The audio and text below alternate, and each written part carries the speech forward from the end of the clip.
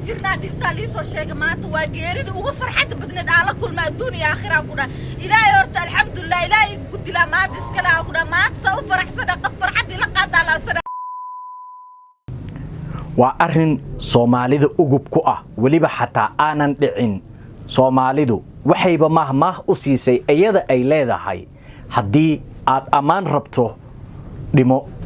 hadii aad cay rabtana guurso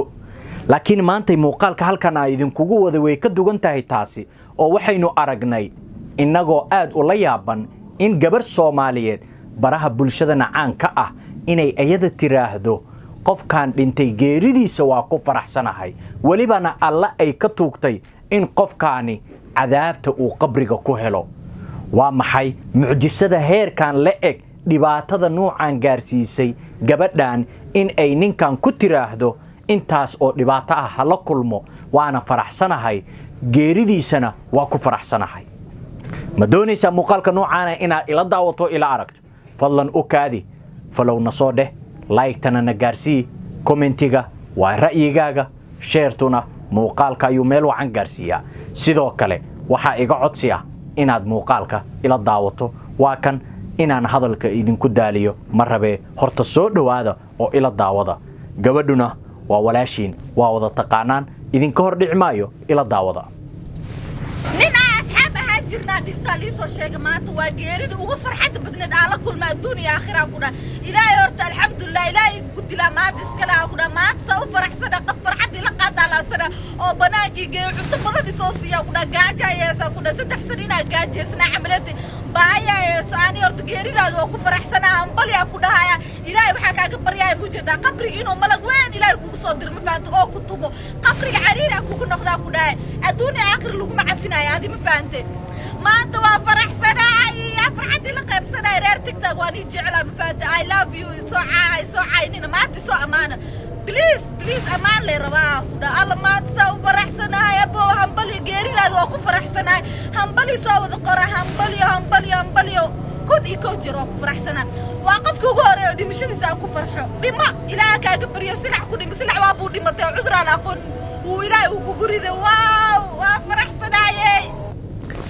aad baa u mahadsantihiin hadaba mar halka ila soo gaarteen saaxiibada qaaliga ah ra'yigaaga waa inoo muhiim sidoo kale waxaan walaashay kuwin canab dhanka kaga waanin lahaa in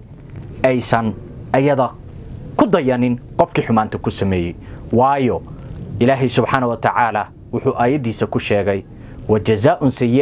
sayyi'atun mithluha laakiin maxaa loo gadaal mariyay ومن عفا فأصلح فأجره على الله يعني قفك انتو دباتو كسميي كدبنا اسكا عفيي ايا كغا اجر بدن